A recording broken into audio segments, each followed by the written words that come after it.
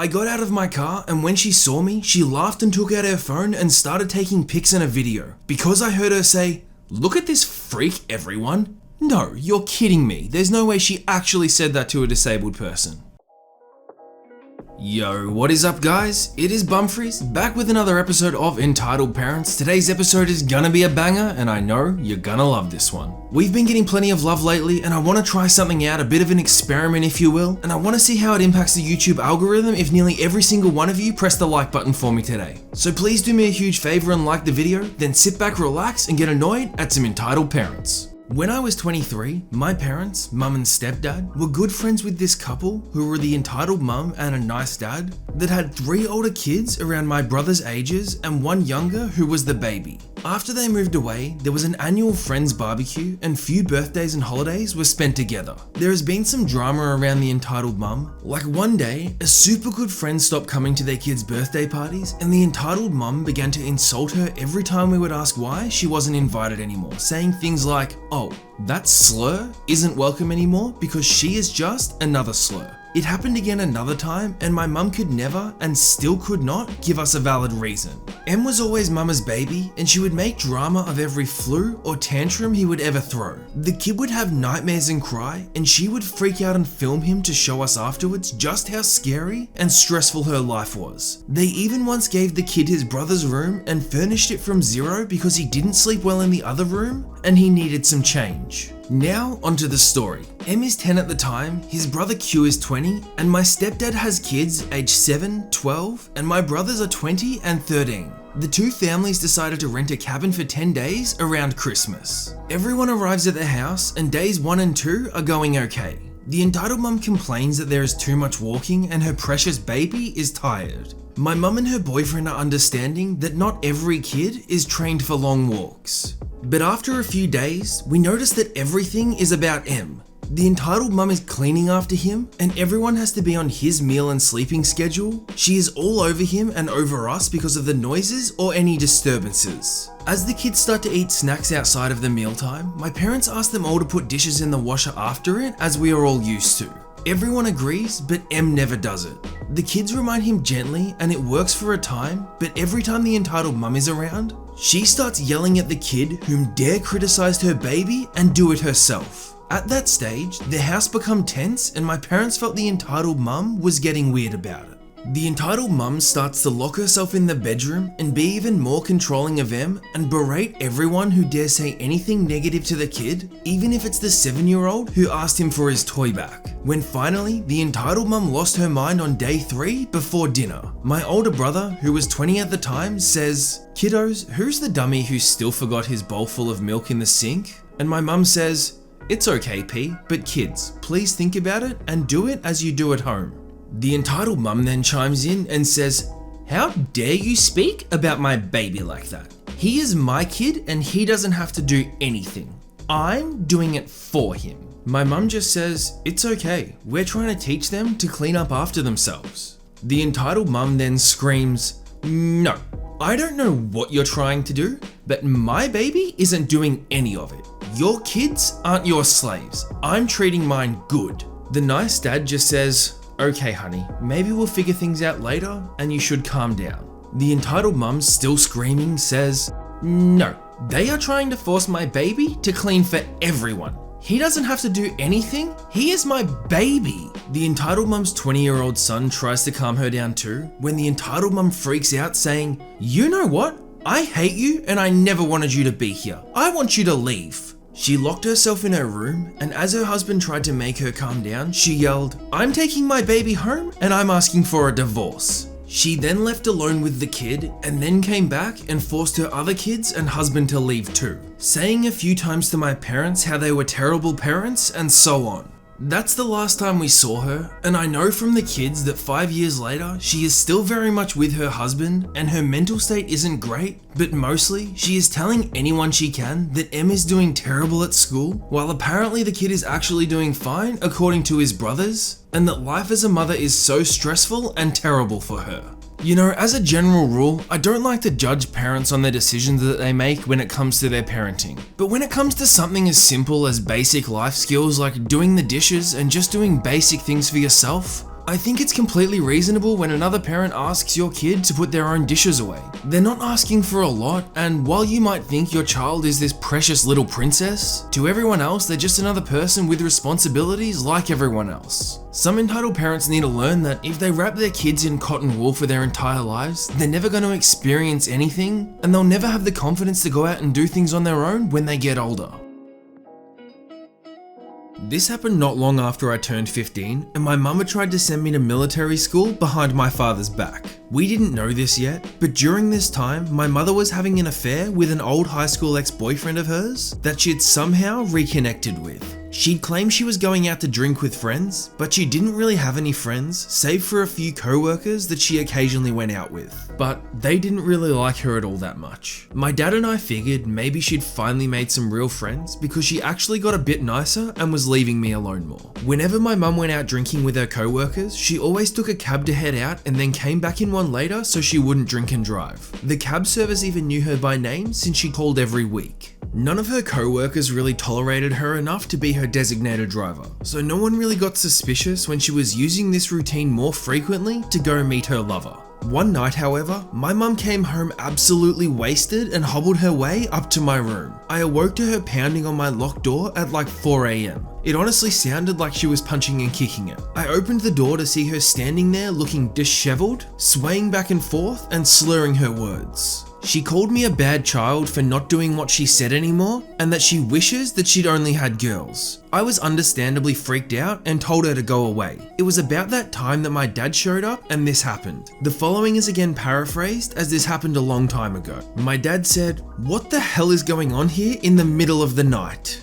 My mum replied saying, I was telling this little turd exactly what I think of him for disrespecting me. He's totally out of control." My dad then asked my mum, "How much have you had to drink tonight?" And she said, "None of your effing business. You. And she looked like she was thinking really hard for a second and goes on to say, "You limp piece of fermented waste. I should have married the other guy. He's so much better than you. He treats me like a real woman." My dad, confused, just said, "What other guy?" Mum just then looked like she was gonna hurl and turned to go down the hall and headed towards the upstairs bathroom. But she only managed to make it about halfway before projectile vomiting all over the upstairs hallway. She then fell over face first and passed out. My dad was visibly disgusted. Then he asked me to help get her to the bathroom so he could clean her up. But as we went to lift her, we noticed a smell quickly forming around us. My mother had actually soiled herself while laying in her own vomit. The smell was horrendous, but we still had to carry her to the bathroom. My dad had me get a whole roll of paper towels and a garbage bag, then spent the next 45 minutes cleaning my mother up in the bathtub. He threw her clothes into the washing machine and then my mum to bed. She woke up with a bad hangover the next morning, all the while not remembering anything that she said or did, and was more embarrassed than I'd ever seen her when she found out. It wasn't me or my dad who told her. Nope, it was my sister.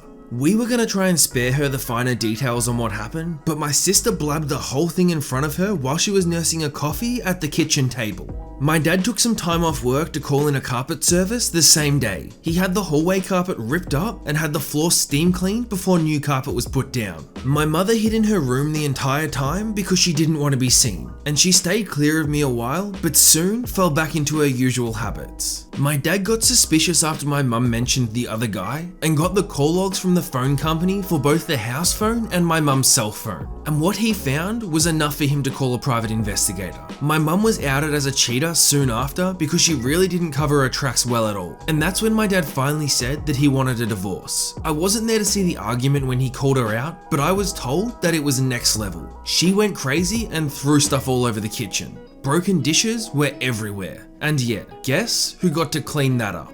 Also, if anyone is wondering what happened to the guy that my mum was having an affair with, my dad told me that he actually applied for a transfer at his job and skipped town pretty fast. I have no idea where he went or where he is now, and from what I've heard, he didn't ever contact my mum again. So yeah, she threw away her marriage for a short fling that meant nothing. Not that I care, because I'm one of the few people who are actually happy that their parents divorced. For those of you that haven't seen it, this is a follow-on story from one that I read out in my last Entitled Parents video. If you want to watch that, the link will be in the description below. And I think it reiterates what I said about these entitled parents being so much more than entitled parents, and so much of the time just being downright bad parents as well. I mean, what kind of person holds themselves in such a high regard that they think that it's okay to go out and cheat on their husband and then feel that they're entitled to come back home and berate their family members and put them down? Honestly, to be anything like this mother, you have to be a special kind of entitled.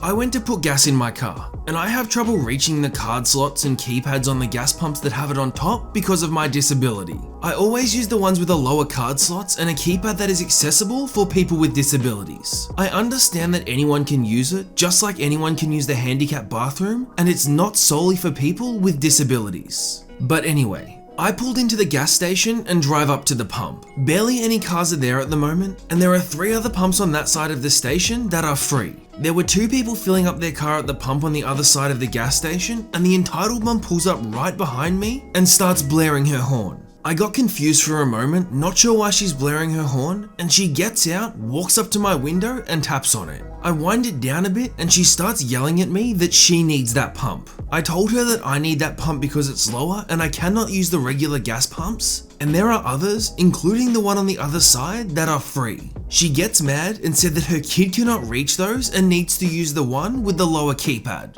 I explained to her that I do as well, and I don't have anyone with me to help me with the pumps that have a higher keypad. I asked her why she couldn't do it herself, and then she started complaining how it's too hot for her to be out and that she could have a heat stroke. At this point, we've been going back and forth for enough time that we could have both filled up our cars and been on our way. I got out of my car, and when she saw me, she laughed and took out her phone and started taking pictures and a video because I heard her say, "Look at this freak, everyone. People are just the worst sometimes." You know, it's one thing to go up to a random person and just start screaming at them because you're too lazy to fill up your own tank of gas. And then it's another thing entirely to do exactly that, and then when you find out they have a disability, to laugh at them, record them, and then mock them just for being who they are. I feel so sorry for anyone who has to deal with someone who is so rude, so close-minded, and so obnoxious that they think it's okay to laugh at somebody just because they have a disability. So, this happened yesterday. I was sitting on an empty bench on the playground side of a park. Till then, everything was fine. The entitled mother was kind of staring at me, but nothing weird. Then, I took out my Monster Energy can from my backpack, and of course, I began to drink it. Also a little note, I wear a lot of chains and necklaces, but my clothes this day had nothing special. Her 2-year-old daughter looked at me while playing, I smiled at her, and she does the same thing before going back to her business. There were at least 3 kids on the playground when the entitled mum walks up to me and says, "Could you please leave? It's making my daughter distracted and uncomfortable." I was shocked, but tried to remain polite and said, "Why?" She smiled at me and I didn't do anything wrong. She then proceeds to literally grab the can out of my hand saying, "You cannot drink this in front of a literal child. You have to know that it will influence them." I snapped and took my can away from her and really pushed myself not to raise my voice and said, "It's not alcohol and your kid doesn't know what it is. Plus, I'm 16 and I'm allowed to drink this." The entitled mum finally leaves while saying that I was a bad influence and dragged her crying child away from the playground. At least I finally enjoyed my drink in peace. You know what I find so hypocritical about people who think that energy drinks are the most awful thing in the world? Is that 9 out of 10 people who will badmouth energy drinks will drink like 6 cups of coffee a day. The average cup of coffee has anywhere between 80 and 100 milligrams of caffeine in it, and the average energy drink of the same size would typically have anywhere between say 40 and 80 milligrams of caffeine. So in other words, it's okay for you to be a bad influence on your kid and them see you drinking like 600 milligrams of caffeine a day, but it's not okay for a random kid who you have nothing to do with to drink a can of energy drink. I guess in the entitled parent world though, it's just completely normal for you to steal somebody else's belongings because you don't agree with their life choices. And that is that for today's episode of Entitled Parents. If you did enjoy, don't forget to hit the like button down below, and if you're new, don't forget to subscribe. There are 2 hand-selected videos on your screen right now which I suggest you watch if you want to see a bit more Bumfris. Make sure to hit that subscribe link as well. I hope you all have a fantastic day, and I'll see you tomorrow for some Choosing Beggars. Bye.